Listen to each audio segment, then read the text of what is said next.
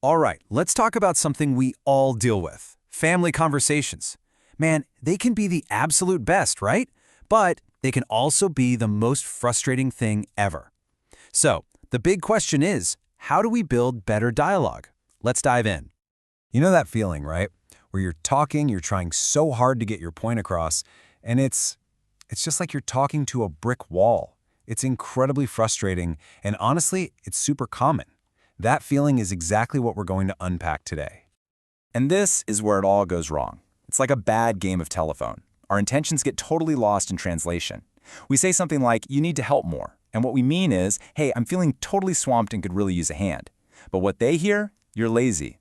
Oof, that gap, that's the danger zone where so many arguments are born. Okay, so why is this so hard? I mean, really, what's going on under the surface? Before we can even think about fixing things, we've got to understand the problem. So let's get into the nitty-gritty and look at the most common communication roadblocks we all run into.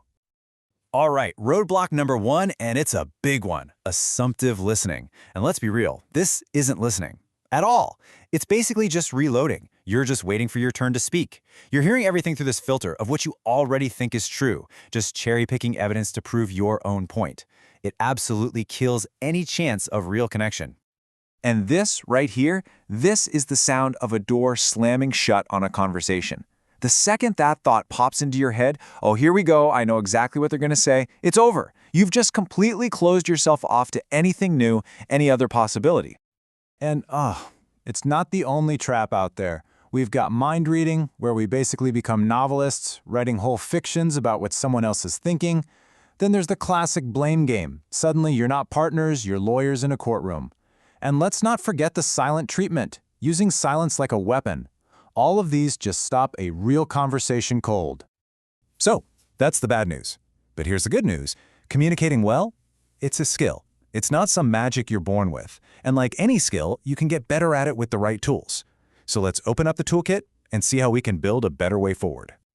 We're going to focus on 3 really powerful, practical tools. Seriously, you can start using these like today. They kind of build on each other too. First, we'll change how we listen, then how we speak, and finally, how we build our shared family story. Let's get into it.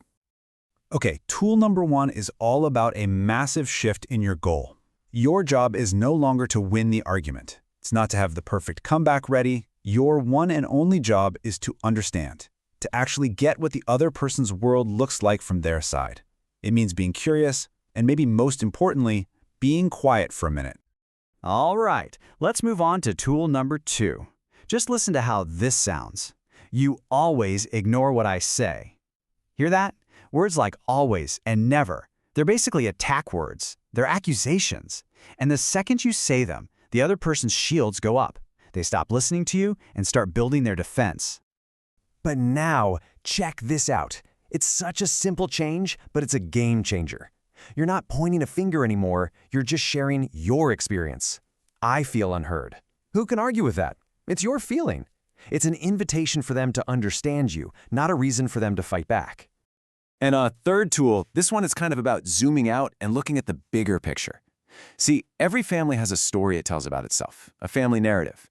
Think about it. Are you guys the family that always bickers, or are you the family that pulls together no matter what? When you actively work on that story together, by celebrating wins, big or small, and reminding each other of times you've made it through tough stuff, you're building this solid foundation. It makes those hard conversations feel less like a battle and more like, okay, we're a team. How do we solve this? Okay, I know what you might be thinking. This sounds good, but it also sounds like a lot of work. And you're not wrong. It takes effort. So is it worth it? What's the actual payoff here? Let's take a look at the real-world benefits. And yeah, the results are pretty huge. The number one thing that improves when you communicate better? Trust. A massive jump in trust. And flowing from that, you get way less conflict, much stronger bonds, and the family just gets tougher, more resilient. It's not just about warm fuzzies. It's about making the whole family unit stronger from the inside out. This quote just nails it, doesn't it?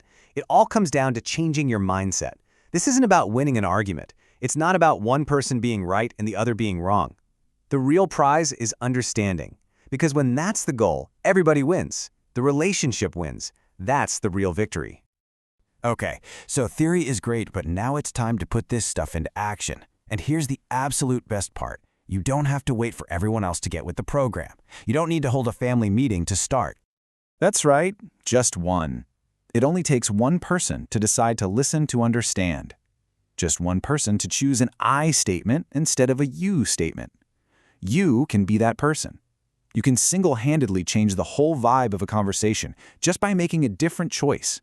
And that choice can create a totally different reaction from them. So, I want to leave you with a little challenge. Think about your week ahead. What's one conversation you know is coming up? Maybe with a parent, a brother or sister, your partner, whoever. How can you approach just that one conversation a little differently? Pick one tool and try it.